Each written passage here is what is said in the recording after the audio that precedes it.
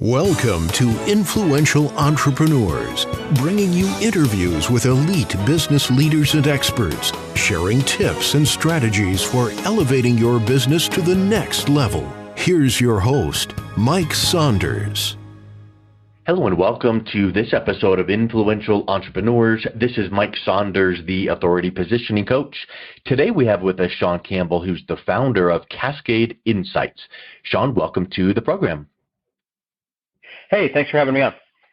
Hey, you're welcome. So give us a little bit of background on your entrepreneurial journey and then what led you to found your firm, Cascade Insights. Yeah, happy to. I mean, the first thing is I had no intentions of becoming a business owner. I was going to become a college professor. My wife and I have this thing where she says, I would follow you to Waterloo. And no fault of Waterloo, Iowa. What she means is that I was considering doing a PhD program in communications, and it was going to be in Waterloo, Iowa, where there was a good program. And I had finished my master's degree, loved teaching, still do, and I'll get to how that ties in owning a business at some point if we want to. But basically, I decided not to. I decided I didn't want to be a starving college professor as much as I was inspired by the idea, and ended up doing a lot of technical training of software programs, applications, etc., and then eventually ended up breaking out and becoming an independent trainer, basically getting paid on contract to do week-long teaching gigs. And that was the start of the entrepreneurial journey. And then that led me to build a company with two other guys who were also independent trainers. And by the time we grew and sold that, we were at about like $2.5 million in revenue and about 20 plus employees. And then I started Cascade in 2007, and that had a little slower start. If anybody knows the kind of calendar of the economy, 2008 comes right after 2007, so things are a little slower then. So anyway, so we only started adding employees to Cascade back in about like 2010, 2011-ish, and we're somewhere between 25 and 30 now. Growing pretty fast, which is why sometimes I actually say words like we're somewhere between, because I have to kind of count all the time. And it's been really nice. I mean, we've had kind of been on a nice run with Cascade, but I didn't plan to do any of this. Like I had a completely different idea, and I kind of know why I ended up here. I mean, at least I know that. Like, it's not like a complete befuddlement, but yeah, that's how I ended up owning businesses for 20 years.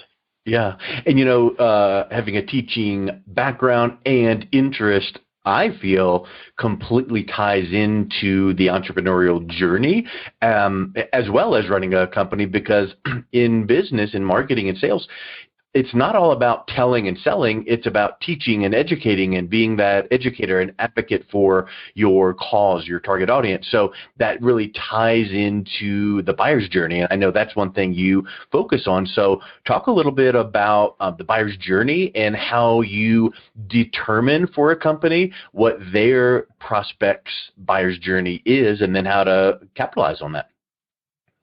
Yeah. Well, and one thing there too, just on the teaching, I think teaching is one of the best skills to have if you are an entrepreneur, because of one simple reason: you are supposed to be constantly giving away what you do. That's fundamental to the entrepreneurial journey, right? Like, and to some people, that's almost an anathema. Like, they think, my goal is to hoard people and money and assets, and I'm supposed to be the smartest person in the building always. And frankly, if you look inside those companies, they're pretty toxic.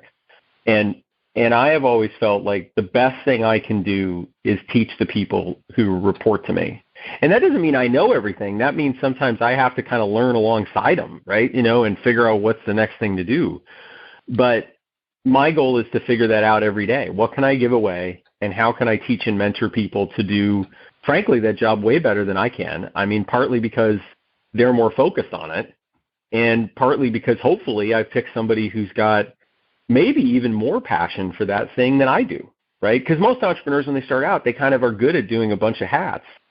But at the end of the day, you've got to figure out that thing that really is uniquely yours that you have to own. And I think in well-performing companies, you see that duality. Like, The people feel really, really empowered. And at the same time, it's super clear what the owner actually brings to the company. And that, I think being able to teach and apprentice people is super important to that. So, but to answer the question you brought up, I mean, there's a few things I could touch on there. That when you talk about specifically how we go about it, we're a market research firm, and we also do a lot of marketing campaign activities for our clients. Like the canonical customer for us is a B2B marketer in a B2B technology company. That's our sweet spot. And so, they will have lots of questions about the buyer's journey. And we will have to analyze that qualitatively and quantitatively for them. One of the more important things that companies get wrong, I'd say there's probably two things in the buyer's journey, though, of any stripe, but I know more of it from a B2B context than anything else. They're not narrow enough, they themselves, and they also tend to target the wrong person almost always for their marketing efforts. And I'll take the latter one first. Okay. Sales and marketing, when they sit in a room and say, who's the most important person to target, have always kind of the same myopia that sets in. It's the last person they talk to in the sales chain. So they end up focusing marketing efforts on the CIO or the vice president of whatever or the director of whatever. And the funny thing is, with a digital buyer's journey, it's never that person that's actually searching for vendors, suppliers, and products and solutions. It's not that person. It's somebody fairly junior. So what you really should do with your website is you should target that person. And this feels so weird to people because they're like, well, wait a minute, we're not talking about C-levels and directors and all the people that matter. I'm like, yeah, but they don't come to your website. Frankly, if you asked most C-level buyers, have they ever visited the vendor websites of all the vendors that their company uses, there'd be like a zero there. So in other words, be like, I have people that go do that. Company. Right, exactly. Yeah, who's doing the preliminary research to shortlist the top vendors to then get up to the VPs and the whoever, and then at that point in the buyer's journey, now you need different, white papers or whatever to engage that person. Right. Or frankly, at that point, you need a killer sales team, right? Because that's because most sales cycles at that point transition more to a sales-driven model. But let's say it doesn't, and you're a SaaS company and you don't really have salespeople. You're one of those like, we just have customer success managers, which are also salespeople, but that's for a different podcast. But anyway, they will. In that model where maybe marketing holds the water for much longer on the buyer's journey. In that scenario, yes, then you need different collateral. Maybe you need a different portion of your site. But it's just strange because it always happens. We'll go to some site and we'll be like, who are you targeting? They're like, oh, CIOs. And we're like, do CIOs come to the site? And you can watch it. Like the first reaction is, of course, well, we don't know. Yeah. Well, let's go figure that out. Let's go talk to CIOs. And they'll say, well, no, I send John or Sam or Mary to go figure this out. Who's John, Sam, or Mary? Oh, a manager. And the thing is, it can be super powerful because basically the marketing then changes from, hey, big cheese, you should buy us, to, hey, let me empower you. Let me help you have good conversations. Let me show you how this is actually going to help you 3 layers down in the org chart and why you should bother to go tell anybody else about this. And frankly, there's been a lot of viral product successes that have followed this model, Slack, Tableau, to mention ones that are in our lane, that started from the bottom and then kind of grew up, right? And that's kind of a really good example of that. The second thing I brought up, though, was, or rather the first, because we're doing this backwards, I guess, is the what I've called like the age of narrow. And I started calling it this because I needed some phrase for it. And because I felt like I was on to something, but, everything needs a handle to grab, right? And I don't mean narrow thinking by this, because I think that's the first thing people think of. Like, great, I've heard enough of that. And then, no, I've heard enough of that. I don't mean narrow thinking. But here's the thing that's happening, and I think every sales cycle and every marketing cycle that gets ignored. Buyers don't trust your content. Yeah. That's step A. And step B, in their personal lives, the content they consume is narrower and narrower. Now, we could on a different show talk about how that's a negative influence on society or politics or whatever. But again, that's not the point. The point is, though, that it's happening. And it's happening in everything. Like I've started to fall in love with a lot of like foreign language shows that are subtitled, because I can go log into like, you know, a site in Germany and watch a bunch of German shows on German television that are subtitled in English, right? I mean, you can get really narrow in what you stream these days, like exceedingly narrow. Forget about your Netflix queue. You can just watch Russian sci-fi all day long if that's what you wanted, right? And Russian sci-fi is pretty hilarious, by the way. I'm a big sci-fi guy. but it's anyway, that's a different thing. But it's kind of a cool genre. So people are living these very narrow things. They also don't trust content. So they go up to your site, and all your site screams is, "We do everything." And people just walk away, because here's what they're looking for. They're looking for you to say what you don't do. And when you don't say it yourself, they either make up whatever answer they feel like making up for that, which may not be anything close to what you want them to think you don't do, because clearly there are things you don't do, right? I mean, and one little touchstone on this. When I bring this up to people, they'll go, yeah, of course there's things we don't do. And I say, okay, so what personas are you not going to target in your messaging? And it takes them 20 minutes to come up with one, because they don't want to.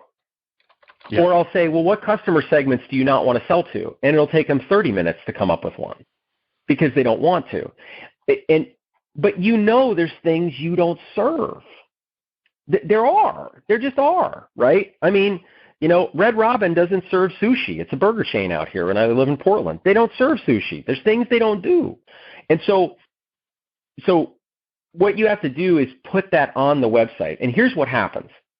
People automatically love you more, because it's the same dynamic in another area we see. Like when you go to Amazon and go look for a product, you sort by negative reviews, because you don't always believe the positive ones, right? If you review like 5 in a row that are 5 stars, you flip that thing over and you say, okay, what are the 1 stars? Maybe those are more real, right? And so by just laying that out there and being super crisp about what you don't do, and if folks go to our site, like CascadeInsights.com, it's all over it. And we hear it all the time. They're like, you made it so easy for me. I knew you guys did what you did. And here's the kicker. Your sales team has to follow through on that. Your sales team can't like keep making the aperture wider and try to force the company to do more and more. And particularly leadership has to follow through on that. Like when revenue gets tight, you can't all of a sudden pretend you're a brain surgeon and start operating on people. You can't. You just can't. And I would say that's probably one of the hardest things to do in services. Like product, it's hard to not go into a new market or not address a new audience. But hey, your product has some boundaries, right? A car is a car. It's not a plane, right? So there's some limits inherently to whatever physical good you offer. But for anything that's digital, software, or things like services that are very fungible, it's super easy to be like, oh, we could help those people. Sure. We have smart people here. Dumbest thing in the world to do. Because at some point, if you took 2 trajectories, and then I'll stop on this, and we can go wherever you want to go, but like, you took 2 companies starting at year 1, and one of them was really good at staying narrow and slowly and incrementally adding things to what they do. And another company started out with like, we have smart people, we're going to own the world, we can do anything. Here's where you end up 10 years later. The first company actually has lower cost of customer acquisition, they have higher customer loyalty, they make more profit, they have more sustainability in their pipe, they have less churn when it comes to like lost customers, a million things like that. All sounds like a good company to have. The second company is constantly going crazy trying to find the next block of revenue. They don't have a lot of loyalty because their customers don't really know what they do well. They have problems developing products because they're trying to develop it for like 3,000 different customer segments all at the same time.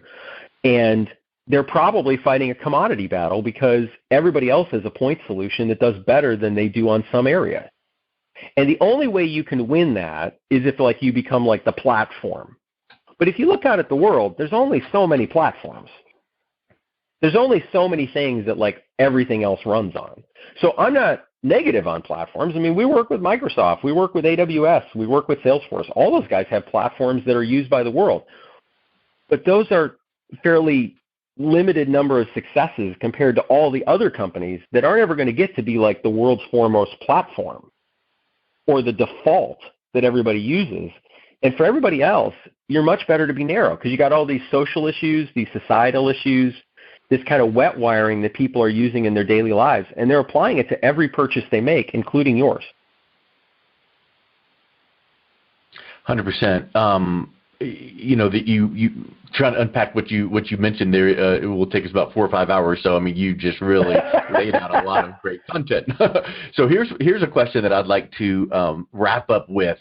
For a company that thinks, because I think that, and I'll qualify the word thinks that we're just doing just fine, you know, because you look at your website for market research and we can find the buyer's journey, we can find and we can create and, you know, help you discover what are some triggers or flags in the organization that one of the decision makers could notice to go, you know, we could potentially be benefited by some really in-depth market research to take our organization or our sales or our marketing to the next level. What are some things to watch out for where they would then think, let's engage Cascade?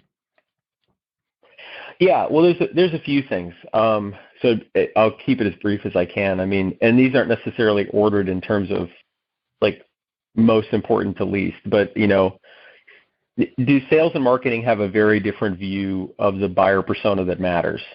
That would be a red flag. You need to go research that and figure that out. Another thing would be, do you sense that your buyer persona that you target has shifted? Like, you know, in the technical landscape, the IT director used to rule supreme for decades. Line of business buyers rule supreme now. And the IT director is basically kind of in a subservient mode to those folks. So the who cares in the buying, who matters most in the buying chain might change. Another thing would be that, you know, and this is one of my favorite, and I wish it wasn't my favorite because it's kind of sad. I'll talk to marketers and I'll say, how many meaningful leads does your website generate? And it's really funny. The very first answer is, well, some.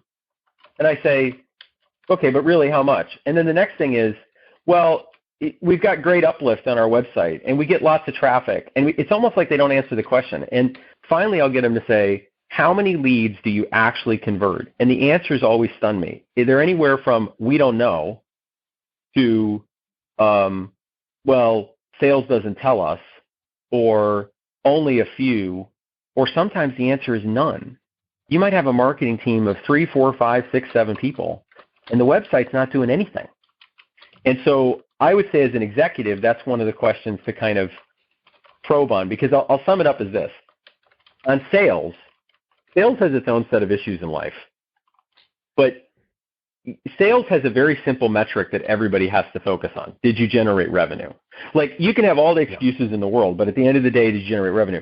Marketers, for I won't even say for better or worse, for worse, have invented 1,001 metrics to claim success when they're not generating leads.